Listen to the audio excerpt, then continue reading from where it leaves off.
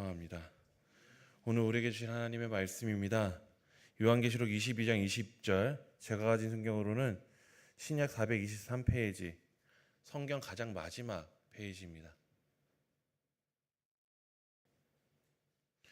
요한계시록 22장 20절 말씀입니다.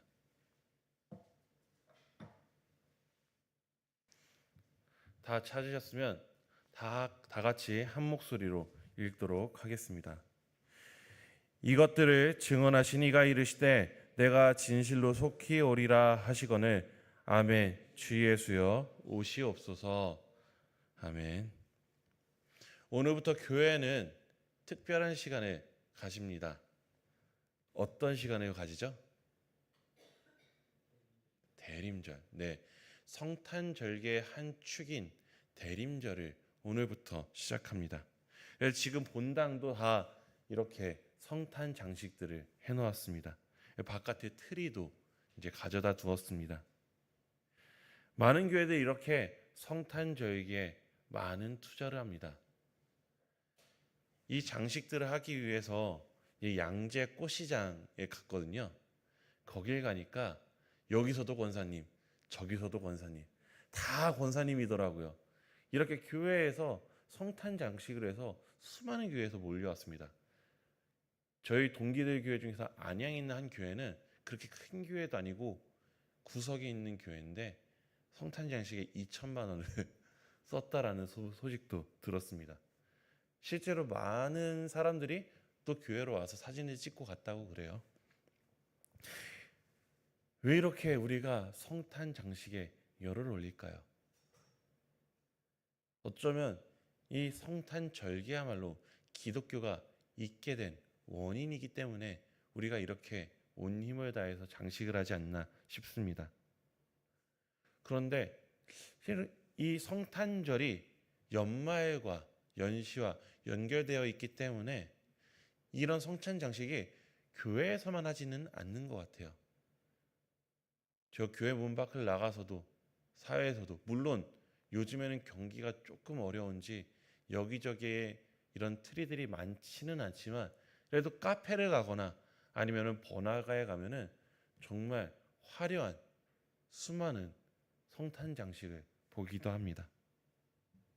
화려한 조명 그리고 캐롤도 들려옵니다. 로맨틱한 분위기들이 가득합니다.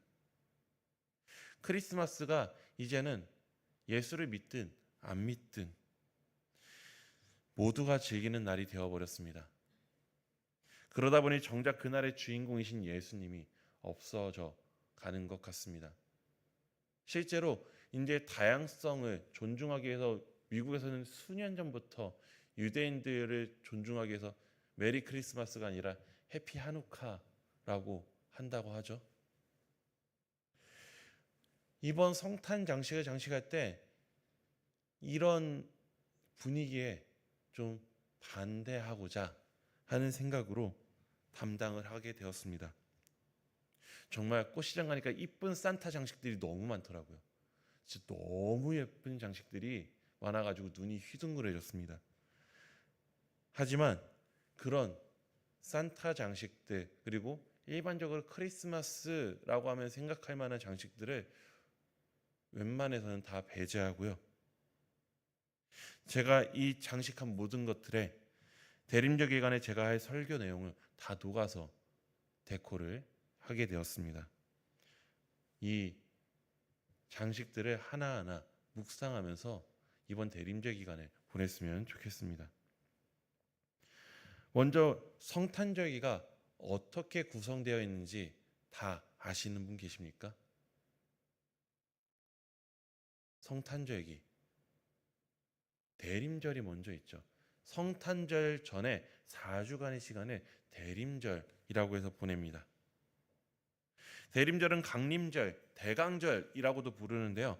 저는 개인적으로 대림절로 부르는 것을 선호합니다. 오늘 말씀을 통해 설명이 되겠지만 이 기간의 진정한 의미를 말해주고 있기 때문에 저는 대림절이라고 부릅니다. 이 대림절은 성탄절 전에 4주간의 주일을 말합니다.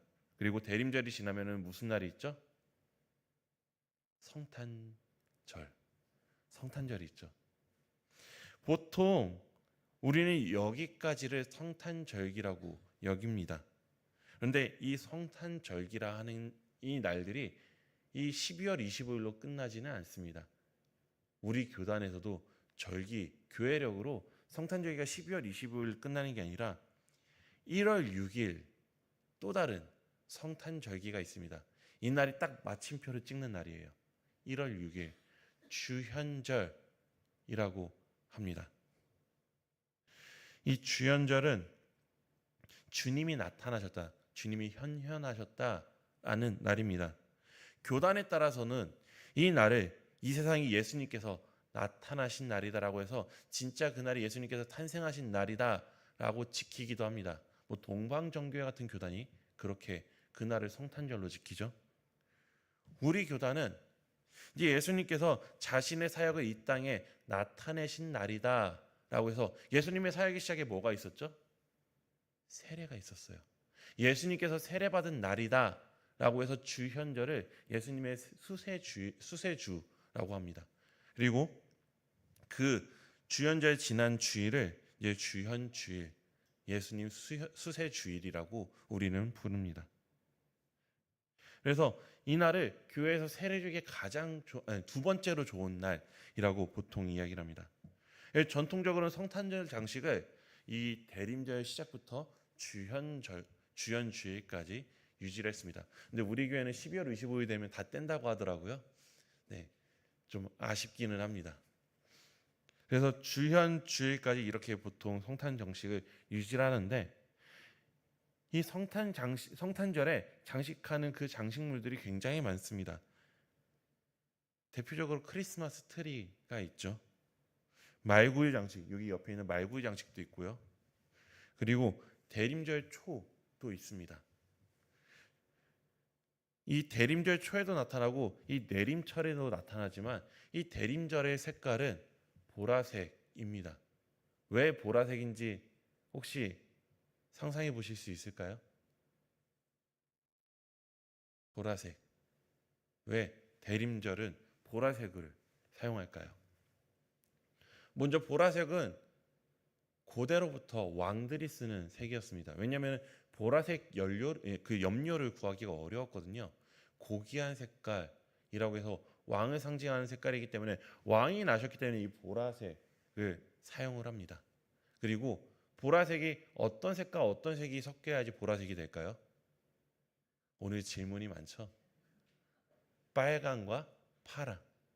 이 빨강과 파랑이 두 색이 균형을 이루었을 때 보라색이 되는데, 조금이라도 이 균형이 깨지면은 어떤 식으로도 변화가 일어날 수 있는 색깔, 그러니까 새로운 변화를 기대할 수 있는 색깔이 보라색이기 때문에 이 대림절에 보라색을 많이 사용한다고 합니다. 실제로 우리 인간의 역사 가운데 예수님의 탄생으로 말미암아 새로운 변화가 일어나지 않았습니까? 그것을 기억하기 위해서 보라색을 사용했대요.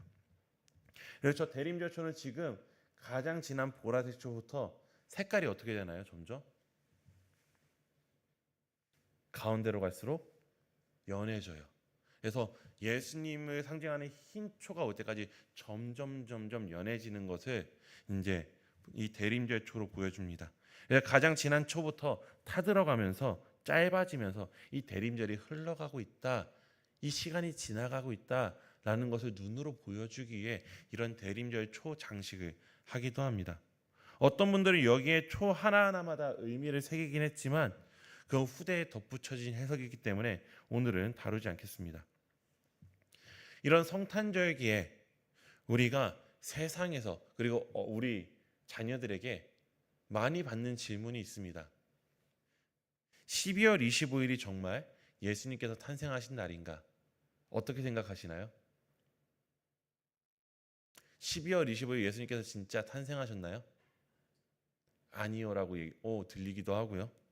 그럼 왜 이날을 성탄절로 우리는 지킬까요? 그거에 대해서 이 세상에서 말하는 것과 최근에 밝혀진 일들에 대해서 좀 이야기를 해보려고 합니다. 교회 안에서도 이렇게 좀 공부하신 분들은 이렇게 이야기합니다. 12월 25일은 원래 이교도의 태양신 축제였는데 그것을 그대로 가져온 것이다 라고 말하시는 분들이 있습니다. 그렇게 알고 계셨던 분들이 계신가요? 네, 많이들 보통 여기까지 알고 계십니다. 실제로 로마 시대의 미트라라고 하는 태양신을 섬기는 축제가 12월 25일 날 있었습니다. 이 축제는 로마 제국에 아주 널리 퍼져 있었습니다. 그런데 초대교회 지도자들은 어떻게 했을까요?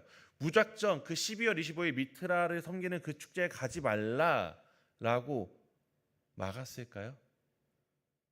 우리 자녀들이 가지 않았으면 하는데 가지 마라고 하는데 초대교회 지도자들은 좀 달랐던 것 같아요. 그날을 예수님이 탄생하는 것을 기념하는 절기로 바꿔버리면서 교회로 모이도록 꾀를 썼습니다. 그래서 외국에서는 저 밖에서는 이제 태양신을 섬기지만 교회를 다니는 사람들은 교회로 모여서 예수님의 탄생을 기념하는 절기로 보내기도 했다라고 우리는 많이 배워왔습니다. 그런데 이렇게 단순히 선교 전략만으로 이렇게 한 것은 아닙니다. 12월 25일을 예수님의 탄생일로 지킬 만한 근거가 실은 그 미트라의 축일 이전부터 있었습니다. 유대인들이 참 독특한 사고방식을 가졌습니다. 유대인들이 가진 사고방식 중에 위대한 사람, 특히 선지자 같은 사람들은 무한한 삶을 산다라고 생각을 했습니다. 어떻게 무한한 삶을 산다고 생각했냐면요, 이 사람이 죽는 날, 그날이 이 사람이 잉태한 날, 그러니까 삶과 죽음의 날이 같다라고 생각을 한 거예요. 그래서 끊임없이 순환한다라고 이 유대인들은 생각을 했습니다. 그래서 죽은 그날 이 사람은 다시 자신이 잉태한 날로 돌아간다라고 믿었습니다. 그래서 선지자들은 태어나는 날의 죽음으로써 그들의 삶을 완성시킨다라고 믿었어요. 그런데 우리가 이 예수님에 관련된 날짜 중에서 정확하게 우리가 알 수 있는 날이 있습니다. 바로 예수님께서 돌아가신 날짜예요. 춘분 후 만월이 지날 첫 번째 주간이, 그 유월절 주간이 부활절이기 때문에 그 유월절을 기점으로 우리는 예수님의 죽으심을 이제 이날이다라고 특정할 수 있습니다. 그 죽으심으로부터 이제 사람이 태어나기까지의 기간을 계산했을 때 딱 그때가 12월 25일부터 1월 6일 사이라고 하더라고요. 그래서 우리는 대부분의 12월 25일 예수님의 탄생, 그리고 어떤 교단은 1월 6일 날 예수님께서 탄생하셨다, 이렇게 이제 여기게 되었습니다. 이것이 히폴리투스라는 사람이 쓴 사도전승에 기록되어 있었고, 현대의 토마스 탈리라는 학자가 이것을 밝혀냈습니다. 아직 우리나라에는 이것이 많이 알려지지 않은 것 같아서 오늘 한번 짚고 가도록 하겠습니다. 그래서 손자들이 왜 12월 25일 크리스마스 성탄절이라고 지키나요? 라고 하면 우리가 이제 대답할 것이 생기겠죠. 유대인들의 전통 때문에 생기게 되었다라고 이야기할 수 있습니다. 이제 오늘 본문 말씀을 보도록 하겠습니다. 계시록 22장 20절입니다. 다시 한번 읽어볼까요? 이것들을 증언하신 이가 이르시되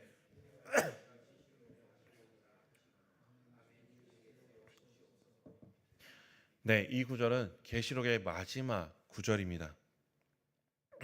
요한이 환상 가운데 들은 예수님의 말씀에 대한 응답이죠.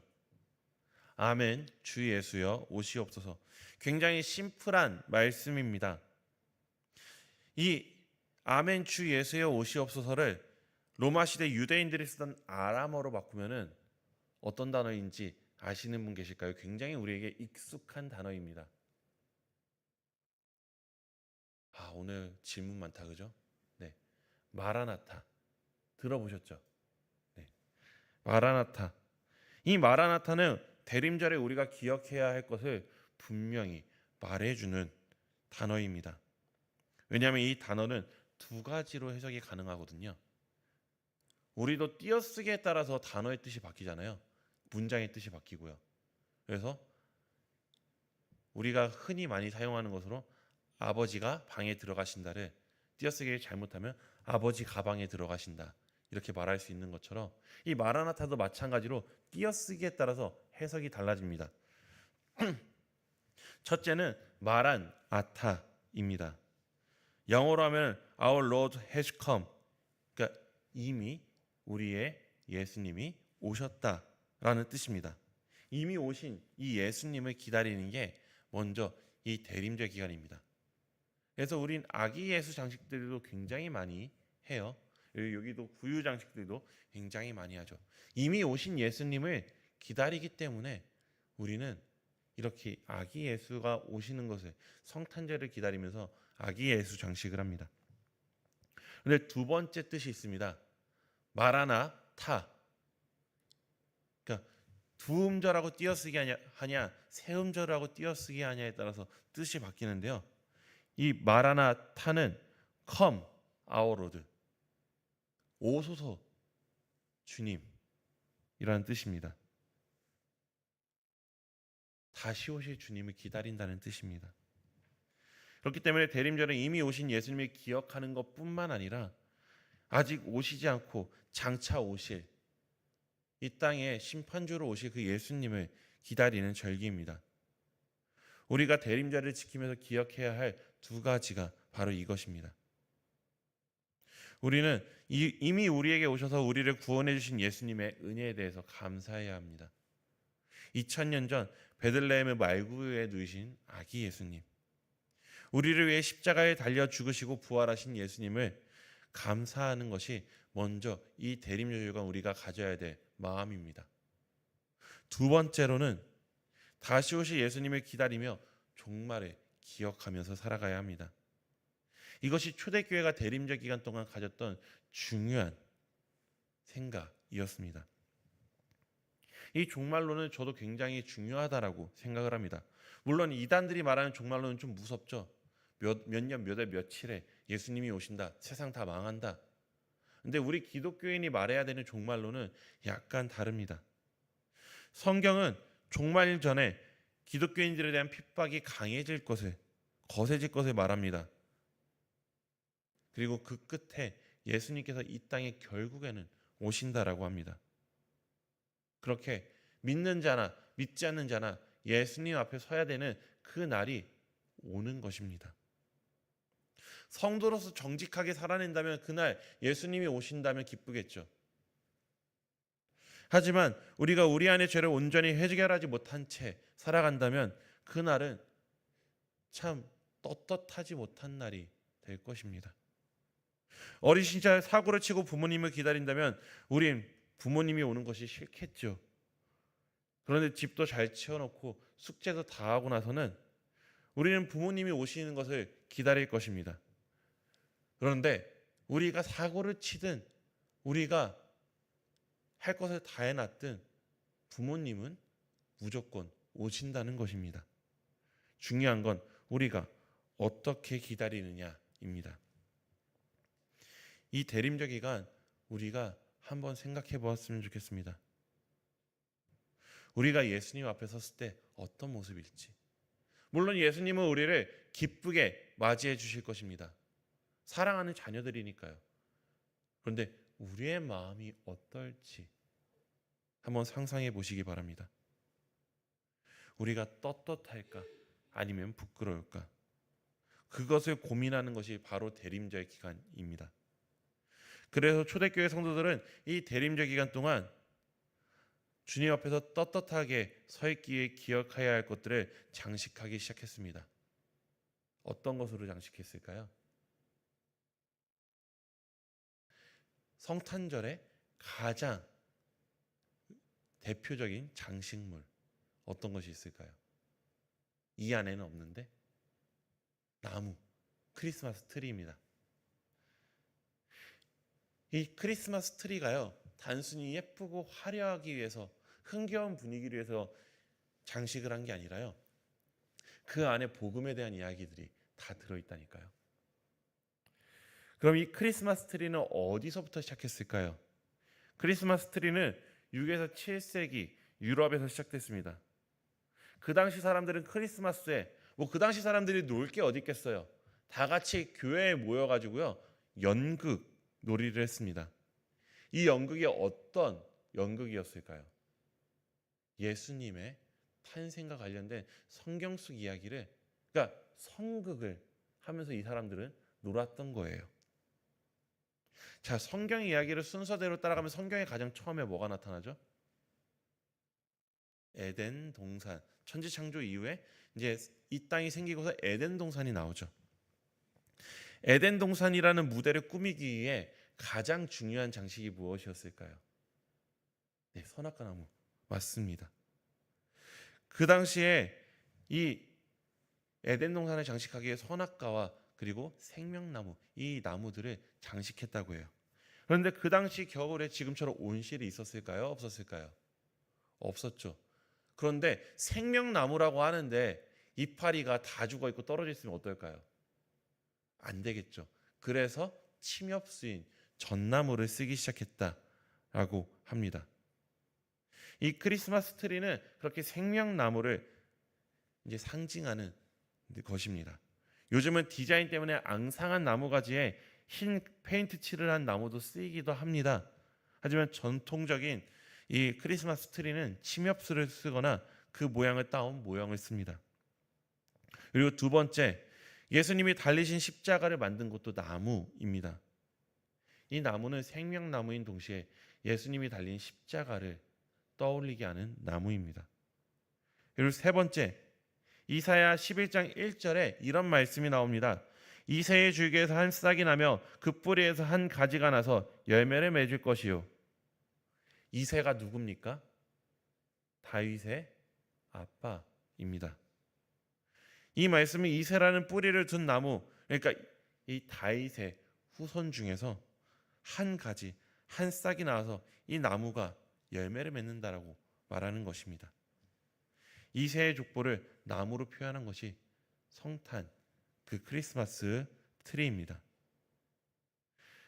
이새의 후손 중에서 한 가지, 한 싹이 나서 열매를 맺는데 그것이 누구이십니까? 바로 예수님입니다. 그리고 그 예수님이 임하실 때 일어나는 일, 하나님 나라가 이 땅에 임해서 예수님의 통치가 나타날 때 이루어지는 그 평화의 나라에 대해서 이제 이사야 11장에서 말하는 것을 기억하기 위해서 성탄절에 이 크리스마스 트리를 단 것입니다. 이새의 줄기에서 나오신, 우리를 위해서 죽으신, 그리고 언젠가 하나님 나라와 함께 이 땅에 다시 오실 우리의 진정한 생명이 되신 예수님을 기억하기 위해 세워졌던 나무가 트리인 것입니다. 그리고 우리가 이 크리스마스 트리를 볼 때 감사의 마음과 동시에 예수님과 함께 이 땅에 임할 영원한 생명의 나라, 하나님 나라에 내가 들어갈 준비가 되었는지를 되새겨보는 시간을 가졌습니다.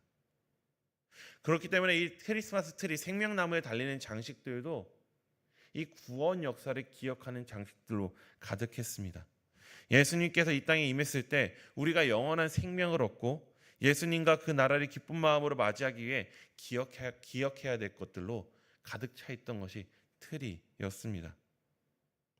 그래서 대림절 매 주간마다 그 주에 떠올려야 될 성경의 이야기를 장식으로 달았다고 해요. 그래서 원래 저 크리스마스 트리 바깥에 지금은 장식들이 다 달려 있잖아요. 원래는 한 주에 하나씩 추가하려고 했는데 그런 트리가 너무 완성되지 않은 것 같다고 해서 많은 분들이 반대를 하시더라고요. 그래서 일단 다 달아놓기는 했습니다. 그런데 크리스마스 트리 장식을 보시면요, 약간 낯선 장식들이 있을 것입니다.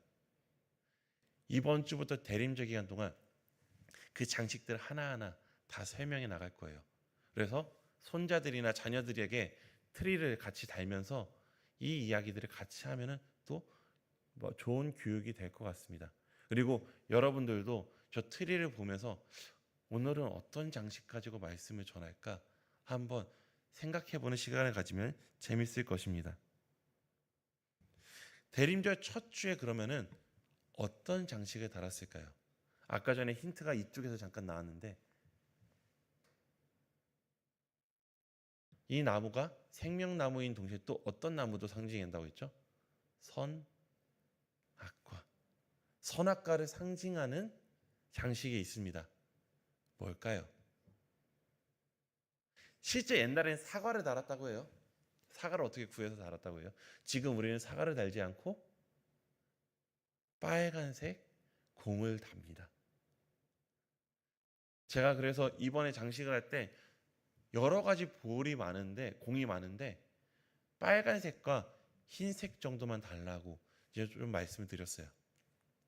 뭐 색깔을 심플하게 하기 위함도 있지만 원래는 빨간색이 정통적인 이 크리스마스 장식이었습니다. 이 사과를 통해서 우리의 믿음의 선배들은 뭐를 떠올렸을까요? 선악과를 떠올리면서 우리가 지은 죄들을 떠올렸겠죠. 창세기 2장에서 3장 내용에 나오는 하나님께서 에덴 동산에 아담과 하와를 데려다 놓으시고 그곳에서 하나님을 대신해서 다스리게 하셨는데, 그리고 그곳에서 나는 모든 열매들 생명나무의 열매를 먹고 영원한 생명을 누리며 살아가게 하셨는데, 하나님께서 하나 하지 말라고 한 게 있죠. 가운데 있는 선악을 알게 하는 나무를 먹지 말라. 하지만 시간이 지나고 우리가 잘 알고 있는 대로 아담과 하와는 선악과를 먹게 되었습니다. 그리고 영원한 생명을 잃어버렸습니다. 하나님의 형상이 망가져서 에덴 동산에서 쫓겨나게 되었습니다. 아담과 하와는 매 순간 선택할 수 있었습니다. 생명나무 열매를 먹을지 아니면 선악과를 먹을지. 그들이 계속해서 생명나무 열매를 먹는 것을 선택했다면 하나님의 마음을 기쁘시게 했을 것입니다. 하지만 그들은 잘못된 선택을 함으로써 에덴 동산에서 쫓겨났습니다. 이 정말 오래된 이야기가 우리에게 말해주는 것이 무엇입니까? 우리도 매 순간 선택의 기로에 놓인다는 거예요. 하나님을 기쁘시게 할 선택, 이거 하나님으로부터 등을 돌릴 선택, 두 가지를 할 수 있는 순간들이 매 순간 찾아옵니다. 교회 전통에서는 이 대림절 기간 동안 크리스마스 트리에 달린 이 빨간 공을 보면서, 빨간 열매를 보면서 다짐했습니다. 우리 조상이 선악과를 선택했기 때문에 죄를 지었지만 나는 생명나무 열매를 선택하려고 노력해서 하나님 나라에 들어가기 부끄럽지 않은 사람이 되어야지, 그런 다짐을 한 것입니다. 여기 있는 성도 여러분, 한번 생각해 보았으면 좋겠습니다. 당장 이 예배가 끝나고 예수님이 오신다면 우리는 어떤 마음일까요? 예배가 끝난 다음이라서 우리는 기꺼이 들어갈 수 있나요? 그럼 한 주간의 중간 수요일 날 예수님께서 오신다고 생각하면 우리는 어떤 마음으로 예수님을 맞이할 수 있을까요? 그 한 주간 우리가 한 선택들이 예수님 앞에서 떳떳할 일이 많을까요? 아니면 부끄러운 일이 많을까요? 우리는 언제가 되었든 예수님께서 다시 오실 것을 기대하면서 기억하면서 살아야 합니다. 혹시 영화 중에 암살이라는 영화를 보신 적이 있으신지 모르겠습니다. 보셨다면 작게 끄떡끄떡 거려주시면 감사드립니다. 앞에만 많이 끄떡거리네요. 네. 그 영화에서 이정재 배우가 독립투사인 척하면서 실제로 친일 행동을 하는 그런 역할을 맡았습니다. 그리고 그 영화 말미에서 이 배우가 맡은 배역이 반민특위에서 신문을 받습니다. 그리고 엄청 유명한 대사를 합니다. 어떤 대사가 유명할까요? 네? 네, 맞아요. 저는 종알구멍이 2개지요. 이거 얘기할 줄 알았는데, 네, 이렇게 빨리 해방될지 몰랐으니까. 근데 이게 단순히 그 영화 대사가 아니라요, 서정주가 실제로 한 얘기라고 해요. 서정주가 실제로 한 이야기가 이렇게 일찍 해방됐을 줄 몰랐으니까. 그런데 해방의 날은 왔죠.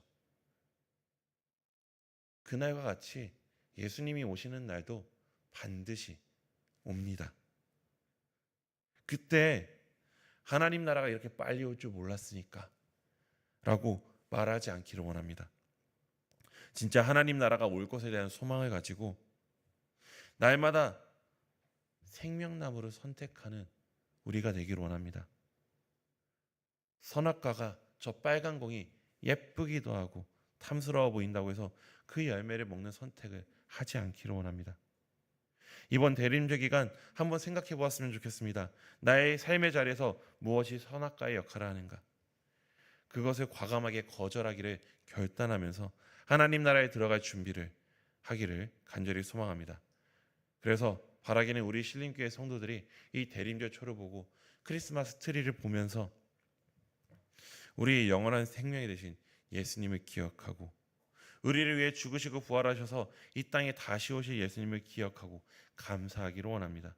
그리고 그 예수님과 함께 올 하나님 나라에 대한 소망을 가지고 살아가는 우리가, 그래서 매일매일이 오늘 하나님을 만나도 부끄럽지 않겠다 여길 정도로 떳떳하게 살아낼 수 있는 우리가 될 수 있기를 소망합니다.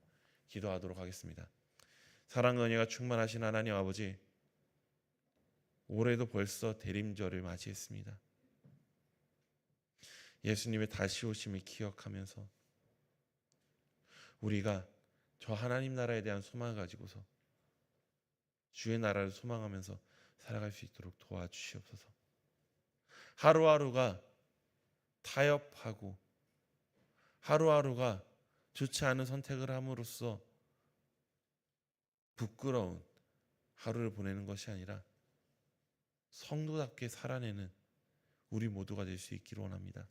그래서 예수님이 다시 오실 그날에 우리가 기뻐서 맞이할 수 있는 그런 주님의 자녀들 될 수 있도록 도와주시옵소서.